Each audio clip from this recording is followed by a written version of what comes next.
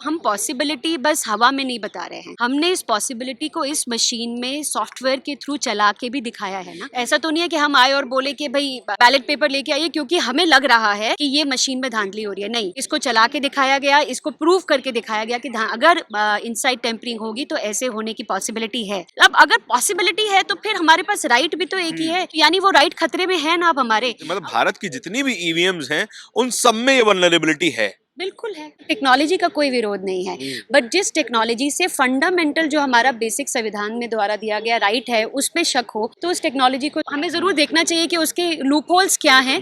किसी भी इंजीनियर को आप बुलाइए तो वो बोलेगा कि जो एक मशीन में चल सकता है वो सिमिलर दूसरी मशीन में भी चल सकता है, सिर्फ कोड कॉपी करना होता है। यानी आप हमें अपनी मशीन दें, हम ये सॉफ्टवेयर डाल के दिखाएंगे कि कैसे इनसाइड टेम्परिंग हो सकती है। हम ये 40,000 का डीडी तो आप कह रही है कि अगर आप लोग कर सकते हैं तो कोई भी कर सकता है दुनिया क्यों नहीं हो सकती, हो क्यों नहीं सकती? पॉसिबिलिटी तो है ना। हाँ। कि हमारे पास एक ही राइट है वोट देने का। हाँ। अब अगर इस पॉसिबिलिटी से वो राइट भी खतरे में है तो हम उसको बचाने के लिए बैलेट पेपर को साथ में चाहते हैं। That's it. साथियों नमस्कार, हम इस वक्त दिल्ली के जंतर मंतर पर हैं और यहाँ पर एक संस्था है जो कि कह रही है कि बहुत आसानी से ईवीएम मशीन को हैक किया जा सकता है या फिर कहें टेम्पर किया जा सकता है। स्टैंड अलोन मशीन का दावा तमाम कई बार किया जाता है, चुनाव आयोग के द्वारा कई बार बुलाया भी गया, आइए हैक करके दिखाइए, फिर कोई जाता नहीं है। अलग अलग तरीके की बड़ी ही कंफ्यूजन की स्टेट है ईवीएम को लेकर। यहाँ पर मैम क्या नाम है आपका?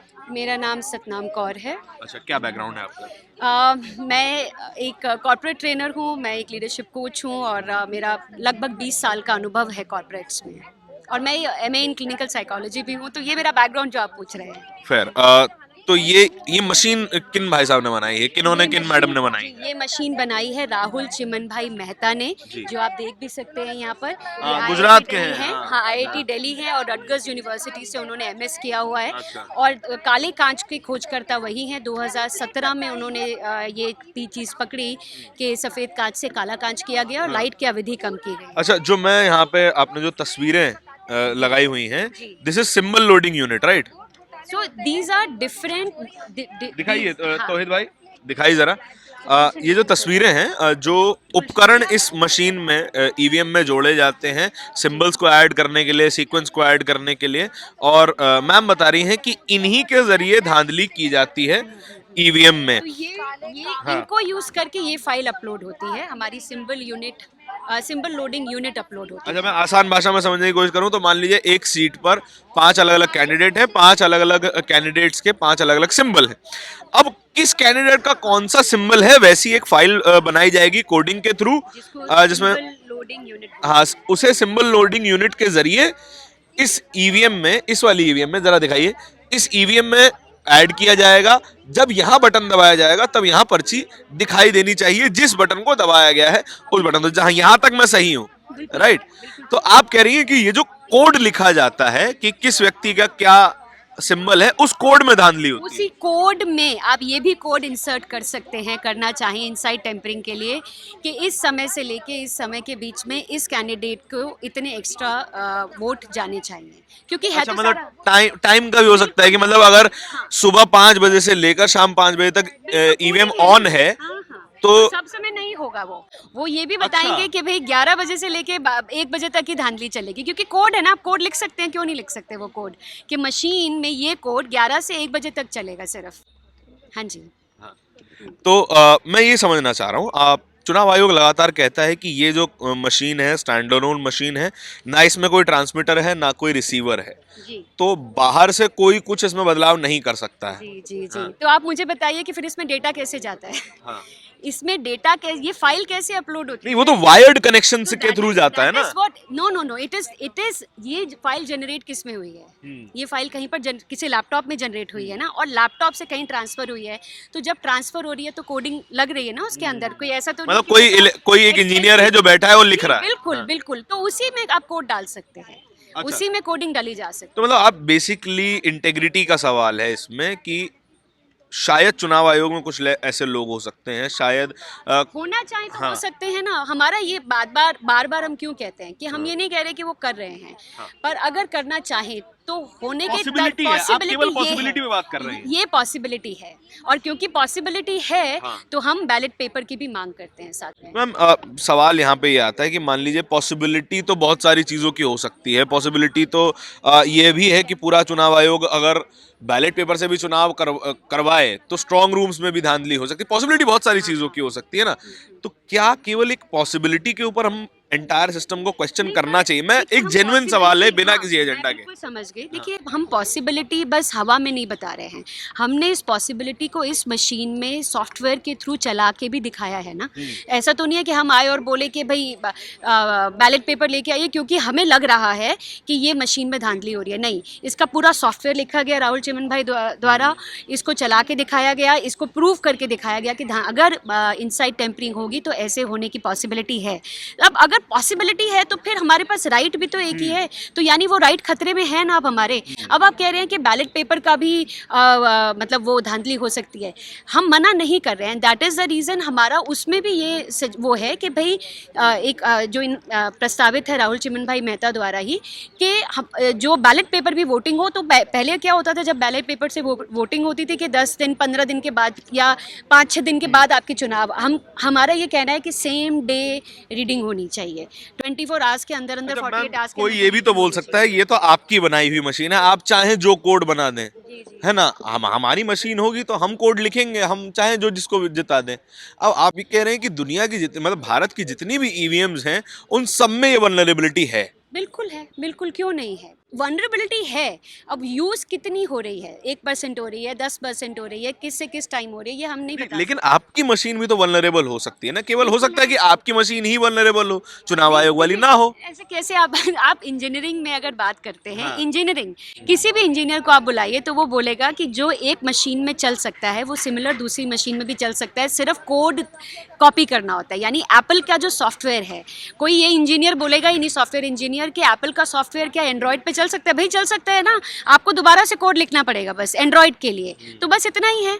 और क्या है, आप ये कैसे मतलब आप क्या कह रहे हैं, ये वाली मशीन और ईवीएम जो चुनाव आयोग वाली मशीन है वो लगभग बराबर ही है, उसमें कोई ज्यादा फर्क जो नहीं है। फंक्शनिंग है वो सेम है। हम बार हमने 40,000 का डीडी भी दिया हुआ है कि आप हमें अपनी मशीन दें, हम ये सॉफ्टवेयर डाल के दिखाएंगे कि कैसे इनसाइड टेम्परिंग हो सकती है। हम ये 40,000 का डीडी तो मतलब आप कह रही हैं कि अगर आप लोग कर सकते हैं तो कोई भी कर सकता है दुनिया क्यों में। नहीं हो सकती, हो क्यों नहीं सकती, पॉसिबिलिटी तो है ना। हाँ। अब हमारा वापस हमारे उस पर आते हैं कि हमारे पास एक ही राइट है वोट देने का। हाँ। अब अगर इस पॉसिबिलिटी से वो राइट भी खतरे में है तो हम उसको बचाने के लिए बैलेट पेपर को साथ में चाहते हैं। दैट्स इट, कि आप बैलेट पेपर भी रखिए साथ में, बैलेट पेपर का ऑप्शन भी रखिए। दैट्स ओवर रिसोर्स यूज नहीं होगा अगर हमारे पास ऑलरेडी एक आधुनिक तकनीक है। मतलब जो आर्ग्यूमेंट्स है, मैं वो आर्ग्यूमेंट्स आपसे पूछ रहा हूँ, मेरा इसमें अभी तक कोई पक्ष नहीं है। जी, जी। अगर हमारे पास एक आधुनिक तकनीक है तो हम उसका इस्तेमाल क्यों ना करें? हम क्यों आज ही पर्ची और स्टैंप के पीछे बैठे रहे? हमने देखा है कि स्याही उड़ेल दी जाती थी बैलेट बॉक्स में। तो अभी आप 20 साल पहले या 25 साल पहले की बात कर रहे होंगे, आज में बहुत चेंज आ गए हैं। आज आपके पास 24 घंटे 10-15 आराम से एक रूम में कैमरा लगाने की सुविधा है। आज आपके पास मैन पावर ज़्यादा है। आज आपके पास बहुत सारी ऐसी तकनीक है जिससे बैलेट पेपर को और सुरक्षित बनाया जा सकता है। तो ये हम उसका कंपैरिजन ये नहीं पिछले 50 साल से नहीं कर सकते, आज का कंपैरिजन। और दूसरी बात जो आपने बोली कि आधुनिक है, देखिए हम टेक्निक का तो वो नहीं करते ना। हमने कभी बोला कि भाई आप नई टेक्नोलॉजी लेके आ रहे हैं, नई टेक्नोलॉजी लैपटॉप में आती है, आपके हाथ में जो माइक है वो भी टेक्नोलॉजी है, तो टेक्नोलॉजी का कोई विरोध नहीं है। बट जिस टेक्नोलॉजी से फंडामेंटल जो हमारा बेसिक संविधान में द्वारा दिया गया राइट है उस पर शक हो, तो उस टेक्नोलॉजी को ज़रूर हमें दोबारा, उस टेक्नोलॉजी का मतलब हमें ज़रूर देखना चाहिए कि उसके लूप होल्स क्या हैं। और अगर लूप होल्स साबित हो चुके हैं, क्योंकि हमने आपको पहले भी बताया था कि हरिप्रसाद जी ने 2012 में ही चुनाव आयोग की ही मशीन पे ये करके दिखाया था कि कैसे हरिप्रसाद जी ने चुनाव आयोग की मशीन में ही करके दिखाया था कि कैसे धांधली हो सकती है। तो हमने फिर 2017 में काला कांच पकड़ा है इसमें। तो अच्छा, तो काला कांच वाली बात में आते हैं, आखिरी बात को करके खत्म करेंगे। जो ये आप सामने इस मशीन को देख रहे होंगे, ये वीवीपैट है। उसके आगे जो शीशा लगा है वो 2017 से पहले ट्रांसपेरेंट हुआ करता था, अब वो ब्लैक हो गया है। अंदर एक लाइट जलती है जिससे वोटर को अपना कास्ट किया हुआ वोट दिखाया जाता है एक पर्ची के थ्रू। आप कह रहे हैं कि ये ट्रांसपेरेंट उसको दोबारा लाया जाए और एक काले कांच को हटा के इसमें जो लाइटिंग सेंसर है वो भी हटा दिया जाए। लाइट सेंसर हटाया जाए, लाइट की अवधि को जो पहले थी वो किया जाए, काला कांच हटा के सफ़ेद कांच किया जाए। पर फिर भी ये जो करना है, क्योंकि हज़ारों मशीनें हैं, लाखों मशीनें हैं, तो वो हो सकता है इमीडिएटली पॉसिबल नहीं हो, इसीलिए। और दूसरा, हम ईवीएम जो मानते हैं ईवीएम में, उनसे कोई जाके झगड़ा नहीं करना चाहते कि भाई नहीं, ईवीएम को पूरे तरीके से हटाइए। हो सकता है कि इतना रिसोर्स वाइज पॉसिबल नहीं हो, पर एक बैलेट पेपर लगवाने में कोई खास वो नहीं है, होनी नहीं चाहिए कोई प्रॉब्लम। ईवीएम के साथ बैलेट पेपर इंटरेस्टिंग सा विकल्प दिखाई देता है। अब आप देखिए इसमें पहले तो चुनाव आयोग को सामने आना चाहिए, क्लियर करना चाहिए कि भैया जो हम ईवीएम इस्तेमाल कर रहे हैं, या तो वो इन लोगों को दे दीजिए, इनको संतुष्टि हो जाए। ठीक बात है ना कि आपको संतुष्टि हो जाए कि आप एक बार अगर मान लीजिए आप फेल ही हो गए उसको करप्ट करने में या फिर उसको टेक्निकली उसमें कोई ग्लिच दिखाने में, तो आप या तो आप फेल हो जाएं। अगर आईएएस लोग सही साबित हो जाते हैं तो फिर एक बैलेट पेपर रख देने में क्या बुराई है। इस पूरी बातचीत के बारे में आपके क्या विचार है, कमेंट सेक्शन में बताइएगा जरूर। कैमरे के पीछे मेरे साथी तौहीद के साथ मैं धारण, बहुत बहुत धन्यवाद। नेशनल दस्तक की आपसे गुजारिश है कि अगर इसको बचाना चाहते हैं तो नेशनल दस्तक को सब्सक्राइब करने के लिए रेड कलर के सब्सक्राइब बटन को दबाएं, फिर बेल आइकन की घंटी दबाएं। नेशनल दस्तक को बचाने के लिए बहुत जरूरी है कि हर खबर को शेयर करें, लाइक करें, कमेंट जरूर करें।